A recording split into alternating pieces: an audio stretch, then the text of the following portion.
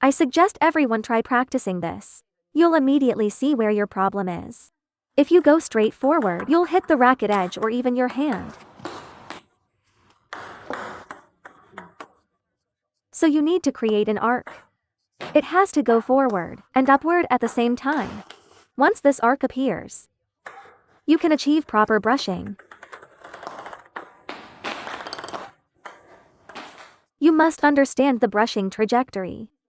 One part is to train your brushing feel, and the other is to train the brushing path. If your movement isn't precise, the ball won't lift, or you'll keep hitting the racket edge. If you go too upward, the ball will go into the net. If you go too forward, you'll hit the edge, or hit your hand.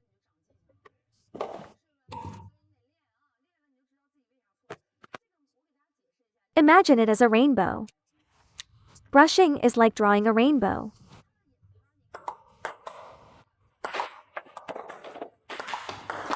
After forming that rainbow, move your forearm forward.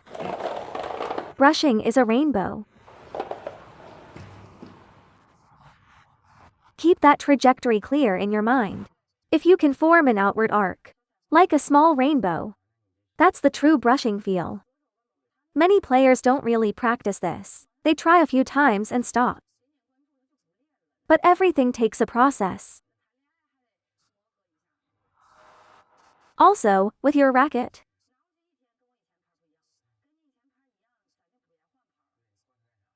you need to build chemistry with it. There's a honeymoon period. You have to get to know each other. It learns your movements, and you learn its characteristics. Only then can you bring out the best performance together.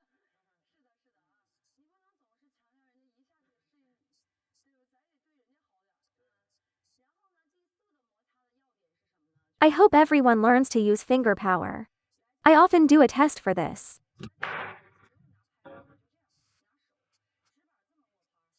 Pen hold grip like this. Shake hand grip like this. Now your backswing should be at the same height as your hip. Keep the height consistent, then rotate toward your right chest.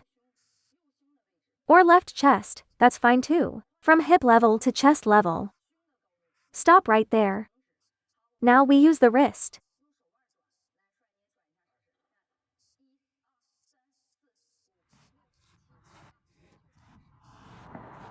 Turn, let me see.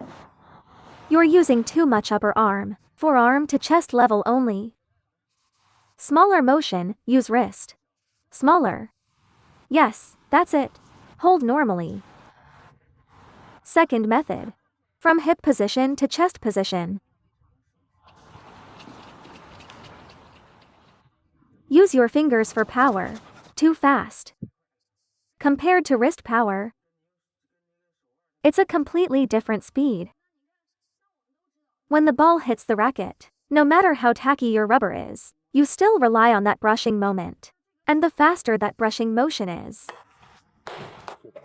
the spinnier the ball becomes. Same principle applies to serves. So how can we increase that speed?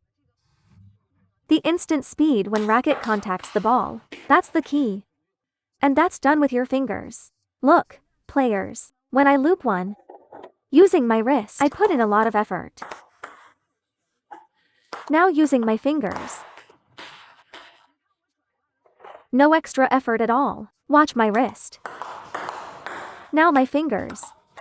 This is the difference between a top player and us. Why some players loop so heavy.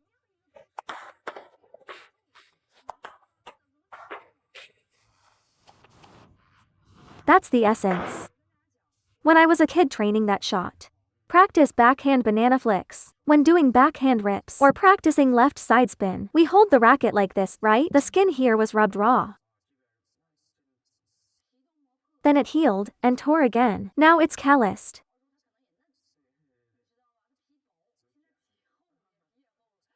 So, this skin has become thick and worn off many times. I used to put band-aids on it. It hurt too much. Sweat made it sting. So the force from our fingers is far beyond what you might imagine. Only then can you generate strong spin.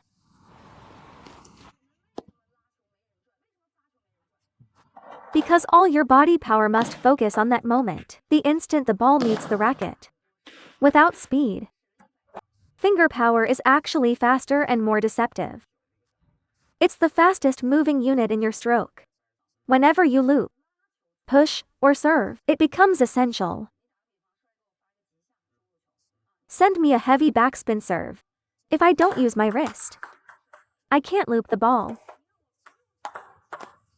But if I use wrist and fingers, watch. Let's make it a bit spinnier. I didn't even use my body, it was all fingers. Even if you use your whole body, it won't help without that snap. It's the fingers driving the wrist, making precise contact and brushing. Then add a bit of forearm to increase quality. Then add a bit of body to combine forces. That's how your shot quality improves. Once you master finger force, you ensure the ball clears the net. If you're uncertain about the incoming spin, use more fingers and less arm. If you're leading by a big margin, then add some body and hit harder. This applies to both penhold and shakehand. So how do we train this? I've long told everyone to buy a grip strengthener. You must train it. Without finger strength, you can't produce that finger power feeling. Even my dad uses a grip trainer sometimes. He does it for his brain. He's over 60 now. It helps his blood circulation.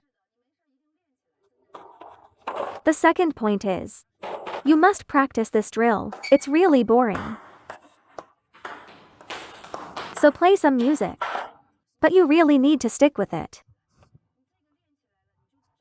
Listen to the sound of the rubber.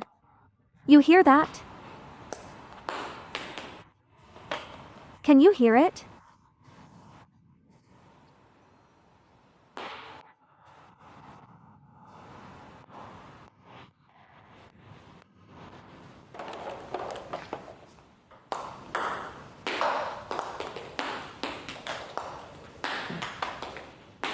When you get that seize sound,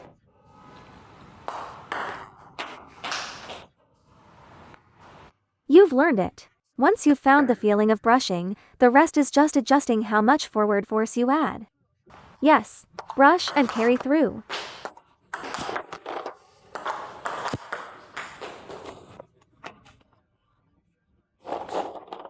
When you're nervous, this technique works even better because it's safer. Do as I said. You must practice this. You don't even need a partner. Just do 500 to 1000 a day. Then when you play again, you'll feel the difference. You'll sense the grip, then add a bit of hitting.